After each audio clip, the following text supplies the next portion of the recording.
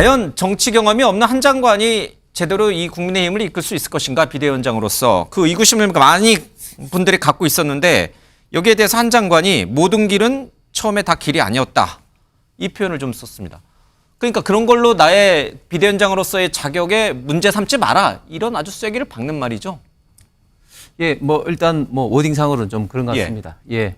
그런데 저희 그 국민의힘에서는 지금 한동훈 장관이 지금 내년 총선에서 분명히 어떤 역할을 좀 했으면 좋겠다. 뭐 이런 생각은 있는데 그러면 구체적으로 어떤 것이 최적의 한동훈 예. 이제 활용법이냐. 예. 거기에 대해서는 그게 이제 뭐 비대위원장일 수도 있고 또 이제 선대위원장일 수도 있다. 예. 뭐 그런 어떤 측면에서 이제 컨센서스가 뭐 아직까지는 조금 부족한데 특히 이제 비대위원장에 대해서 조금 이제 걱정을 하신 분들은 아무래도 비대위원장이 뭐 공관위원장 임명이라든지 예. 또 결정을 해야 될 게 많다 보면은 좀 뭐 상처를 받기 싫고 좀 비판을 받은 어떤 그런 어떤 쉬운 위치는 특히 정치를 예. 잘 모르는 정치 경험이 없는 한동훈 장관이 잘할 수 있겠는 이런 어떤 일부 좀 우려에 대해서 예. 좀 우회적으로 저런 어떤 표현을 쓴 게 아닌가. 예. 즉 처음에는 이제 뭐 그렇지만 이제 같이 이제 가면 이제 길이 된다. 뭐 루신의 뭐 중국의 대문호죠. 루신의 어떤 이야기를 좀 인용을 한 게 아닌가 생각이 듭니다. 반대하는 사람이 많거나 자신이 생각하는 것만큼은 전폭적인 지지가 없다면 비대위원장을 안 맡을 수도 있다. 이런 뜻으로 해석할 수 있는 겁니까? 예, 그렇습니다. 제가 볼 때는 아직까지 한동훈 장관도 뭐 결심이 뭐 100% 예. 굳어진 건 아닌 것 같고 당에서 요청하면은 뭐 할 생각이 좀은 있는 것 같은데 예. 저런 걸로 봐서는 좀 한동훈 장관이 좀 타고난 좀 정치 감각은 있는 것 같아요. 좀 이렇게 밀고 좀 당기는 그런 예. 어떤 가운데 어떤 본인의 좀 역할을 좀 제대로 좀 찾으려고 뭐 하면서 그리고 또 당내 또 일부 또 우려 섞인 목소리가 있는 것도 분명히 알고 있으니까 그런 어떤 부분에 대해서는 충분히 같이 가면은 이제 길을 만들 수 있다는 자신감을 예. 어떤 표한 게 아닌가. 완전 이관계를 지금 쓰고 계시네. 결국은 이제 한동훈 장관을 자꾸 이제 아바타 하시는데 같이 근무를 했다는 그런 어떤 이유만으로 우리가 이제 그 사람의 어떤 정치적 성향이라든지 모든 것을 뭐 이렇게 따라가는 그런 아바타다. 예. 이렇게 이야기는 너무 좀 속단인 것 같고 결국은 만약에 한동훈 장관이 비대위원장을 오게 되면 한동훈 장관이 살 길도 그렇고 또 우리 윤석열 정부와 국민의힘이 살 길도 결국은 제대로 된 목소리를 내는 것을 누구보다 한동훈 지금 장관이 잘 알 겁니다. 그렇기 때문에 맹종하지 않았다. 그런 어떤 이야기도 분명한 것이고 그런 어떤 측면에서는 누구보다도 한동훈 장관이 굉장히 좀 센스가 저는 있는 분이라고 생각합니다. 예, 알겠습니다. 대통령에게 그렇다고 해서 아주 무례하거나 아니면 대통령의 권력에 도전적인 그런 것이 아니라 존중하는 자세로 아름답게 뒤통수를 때릴 수가 있냐는 거예요. 현실적으로 그게 너무 이상적인 얘기냐? 아니요, 아니면 현실적으로 가능한 얘기냐? 아니 저는 충분히 가능하다고 생각하는 게 예. 뭐냐면 사실은 의견이 다르면 좀 어중쩡하게 좀 아는 사이는 이렇게 내가 다른 이야기를 반론을 하고 할 때 저 예. 사람이 어떻게 생각하는지 사실은 좀 부담을 느낄 수가 있는데 지금 한동훈 장관과 어쨌든 윤석열 대통령은 예. 오랜 근무 끝에 좀 굉장히 좀 잘하는 사이 아닙니까? 그렇기 때문에 오히려 더 강력하게 한동훈 장관이 대통령이 설득할 수 있는 기본적인 인간관계가 형성이 되어 있는 거죠. 신뢰관계가 있다. 그럼요. 그렇기 때문에 오히려 저는 더 이제 윤석열 대통령과 지금 현재 윤석열 정부가 국민으로부터 혹시 잘못된 어떤 정책이 있으면 과감하게 더 이야기를 할 수 있는 기본적인 관계에 깔려 있다. 그리고 저는 만약에 한 직업 집단에 근무를 했다고 해가지고 아바타다 이런 논리면은 아니 언론계에서 그럼 같이 근무 때 해가지고 아바타입니까? 뭐 공무원계에서 같이 근무했다고 아바타입니까? 시민단체에서 같이 근무했다고 다 그걸 아바타 취급해야 됩니까? 그거는 결코 그렇지 않은 상황이다.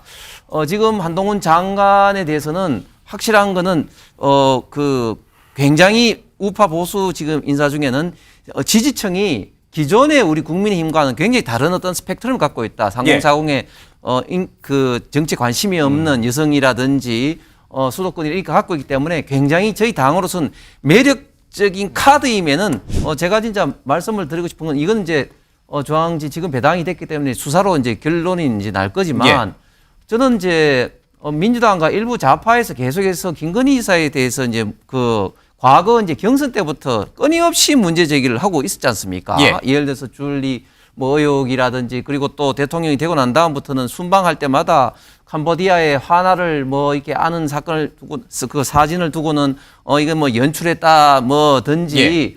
그 수없이 문제 제기를 한 것에 대해서 이게 완전히 거짓으로 드러났을 때는 이게 그 사과 한마디 없고 예. 또 그리고 또 국격을 이렇게 떨어뜨릴 때는 진짜 제대로 된 사죄 한마디도 없는데 예. 끊임없이 이런 어떤 문제 제기를 하는 것 자체에 대해서 저는 민주당이 물론 야당으로서 이걸 정쟁으로 활용한다는 것은 이해는 못하는 바는 아닙니다. 그래도 좀 정도껏 하고 사과할 때는 좀 사과를 좀 했으면 뭐가 좋겠습니다. 지나쳤다. 예. 당시 검찰총장이 이제 법무부 장관 추미애 장관하고 이제 대립되고 있을 때 그 추미애 장관이 계속해서 이제 뭐 여러 가지 어떤 뭐 압박을 했지 않습니까? 예. 그래도 이제 윤석열 총장이 거기에 이제 굴하지 않고 예를 들면 뭐 울산 그 시장 뭐 그 선거 어떤 그 조작 뭐 이렇게 예. 수사라든지 진행을 되고 했으니까 결국은 이제 여러 가지 카드 중에 이제 징계 카드를 내렸는데 그때 이제 징계 카드의 뭐 대표적인 이유가 예. 뭐 예를 들면 판사 뭐 이런 신원을 뭐 했다든지 뭐 그런 어떤 사찰이라든지, 사찰이라든지 그런 걸로 이제 했는데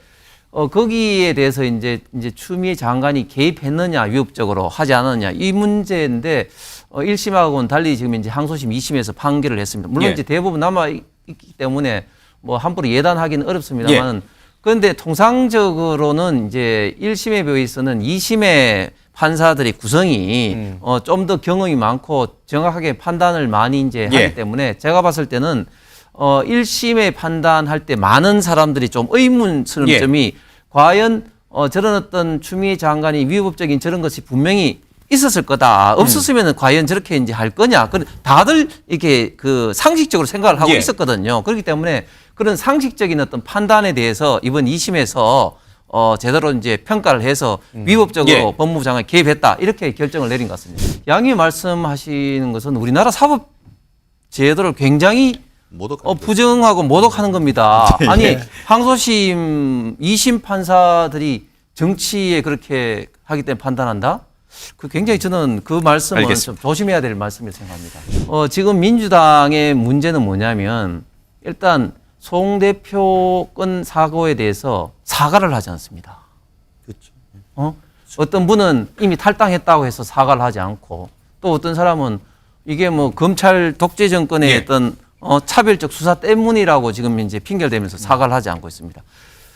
과거 진보 좌파의 가장 큰 장점은 도덕이라고 생각해요. 예를 들면 노무현 대통령 같은 경우도 비서관이 1억 수술을 하고 난 다음에는 재신임을 받겠다고 할 정도로 굉장히 도덕성에 있어서는 앞서 있다고 생각했는데 지금은 이재명 대표 때문에 웬만한 사건에 대해서는 지금 사건 같지도 않은 것 같아요. 지금 영길 대표의 사건도 얼마나 지금 큰 사건입니까? 이게 과거 이승만 정권 때 있던 고무신 어떤 그런 어떤 선거가 지금 나온 이런 어떤 사건이고 그리고 이 수사 자체가 이 검찰에서 그냥 뭐 인지수사를 했습니까? 그냥 뭐 이게 이정건 당시 부위원장이 녹취 파일로 나와가지고 지금 수사가 들어간 거 아니겠습니까? 그런데 여기에 대해서 지금 송영길 대표도 검찰에 가가지고 왜 빨리 수사하냐고 막 천막치고 막 이렇게 하다가 지금 저렇게 구속까지 지금 됐는데 이런 마당까지 와서도 지금 민주당이 사과 한마디 하지 않는다. 저는 이런 것들이 진보 좌파의 어떤 전체의 어떤 도덕성 문제 더 문제인 것 같습니다. 팩트 체크 차원에서 그 김남국 의원의 코인 같은 문제가 지금 국힘 의원 중에 있다. 뭐 그거는 뭐 전혀 사실이 아니고요. 그 다음에 양 의원이 말씀하신 것처럼 지금 김남국 의원의 문제가 단지 상임위 때 거래한 것 자체만 문제다. 그게 아니죠. 지금은 이제 검찰에서 수사하는 단계고 지금 내부 정보를 이용해서 어떻게 하는 이거는 아직까지 지금 이제 검찰에 수사하기 때문에 저는 밝혀지리라고 봅니다. 그렇기 때문에 이 공중파에서 그밖에 없다. 태산명동 설피다. 이렇게 말씀하신 거 틀린 말씀이고 저는 우리 그 국회가 좀 도덕성이 좀 더 이게 그 상호 경쟁적으로 업그레이드 되는 것이 우리 국가를 위해서 굉장히 좀 중요한 과제다고 생각합니다. 그런 면에서는 이렇게 말한 저부터도 그렇고 저희 국민의힘 같은 경우는 굉장히 앞으로도 도덕성 문제에 대해서 더 눈높이가 높아지는 어떤 국민의 어떤 수준을 어떻게 할 것인에 대해서 고민을 굉장히 많이 하고 있고 이번에 공천에서도 그런 것을 굉장히 반영할 거라고 봅니다. 단지 민주당 같은 경우는 제가 다시 말하자면 과거에 비해서는 지금 이재명 대표 그런 것 때문에 굉장히 당원 당규라든지 모든 현재의 과정에서 굉장히 과거보다는 후퇴됐다. 그리고 그런 것 때문에 도덕 불감증에 빠진 사례가 지금 너무 많다. 그런 것들이 제가 지금 오늘 토론도 그렇고 계속해서 민주당 의원님들하고 이야기할 때 그런 걸 좀 많이 느끼고 있습니다. 예, 영화는 영화로 끝나야 됩니다. 이게 너무 지나치게 감정이입을 해서 문재인 대통령은 판도를 보고 탈원전을 통해서 얼마만큼 많은 전기 요금 인상을 통해서 지금 현재도 우리 국민에게 피해를 입히고 있습니까? 지금 공교롭게 지금 서울의 봄을 만든 감독이 김성수 예. 감독이시죠. 아수라를 만든 똑같은 어떤 작품인데 우리가 이제 서울의 봄을 통해서 저런 어떤 헌정 질서를 유린하는 것은 결코 있어서는 안 되겠지만 마치 또 그거와 지금 현재 어떤 정부를 오버랩하는 것도 이것도 참 웃기는 일이다. 알겠습니다.